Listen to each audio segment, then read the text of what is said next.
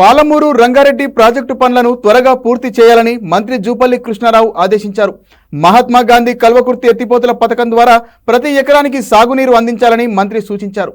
Collector Badavath Santosh irrigation ఆఫీసర్లతో కలిసి నార్లాపూర్ వద్ద Palamuru project పనులు, ఎల్లూరు పంపౌజ్లో దెబ్బతిన్న మోటార్లను ఆయన పరిశీలించారు. ప్రాజెక్టు ఇంజనీరింగ్ ఆఫీసర్లతో మీటింగ్ నిర్వహించారు జూపల్లి. ఈ సందర్భంగా మంత్రి మాట్లాడారు.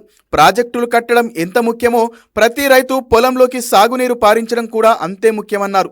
చివరి ఆయకట్టు వరకు సాగునీరు అందించేందుకు చిత్తశుద్ధితో పనిచేస్తున్నామని చెప్పారు. ప్రాజెక్ట్స్, కెనాల్స్ను పరిశీలించి వారం రోజుల్లో పూర్తి స్థాయి రిపోర్ట్ ఇవ్వాలని, పూడిక, పిచ్చి మొక్కలు తొలగించేందుకు ఎస్టిమేట్లు రూపొందించి పనులను ప్రారంభించాలని ఆదేశించారు. కేఎల్ఐ ప్రాజెక్టు కింద ఫీడర్, ఫీల్డ్ ఛానల్స్ నిర్మాణాలకు రైతులు సహకరించాలని కోరారు. ఫీడర్ ఛానల్స్ మూసేసినా, ధ్వంసం చేసినా చర్యలు తప్పవని హెచ్చరించారు.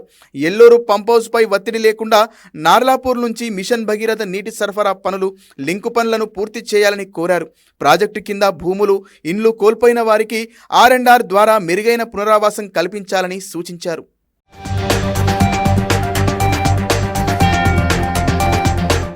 జిల్లా నార్కల్ జిల్లాలో ఉన్నటువంటి 4 నియోజకవర్గాల పరిధితోటి గౌరవ శాసనసభ్యులు వంశీకృష్ణ గారు, కసిరెడ్డి నారాయణ రెడ్డి గారు, అట్లాగే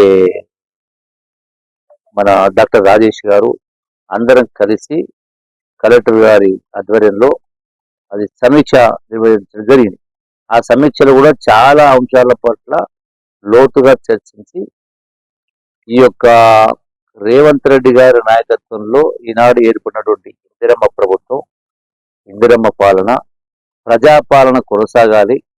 ఈ ప్రజాపాలన కూడా ఎట్లుండాలంటే, ఏ అమరవీరులు రాష్ట్ర సాధన కోసం వందలాది మంది బిడ్డలు ప్రాణత్యాగాలు చేసిండ్రో, మా చావులతో తెలంగాణ రావాలి, వచ్చిన తెలంగాణ పూర్తి పారదర్శకంగా, అవినీతి రహితంగా, ప్రజలకు మేలు జరగాలని ఆకాంక్షతోటి వాళ్ళు ప్రాణాలు ఇప్పించారు. ఆ ఆకాంక్షకు అనుగుణంగా ఇవాళ కాంగ్రెస్ ప్రభుత్వం, రేవంత్ రెడ్డి గారి కాంగ్రెస్ పరిపాలన ప్రజా పరిపాలన.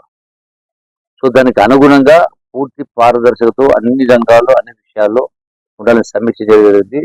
నిన్న 4-5 సబ్జెక్టుల పైన, అది మంచినీళ్ళు కావచ్చు, కరెంటు కావచ్చు, ధరణికి సంబంధించి ఇట్లా ప్రతి అంశంలో లోతుగా చర్చించడం జరిగింది.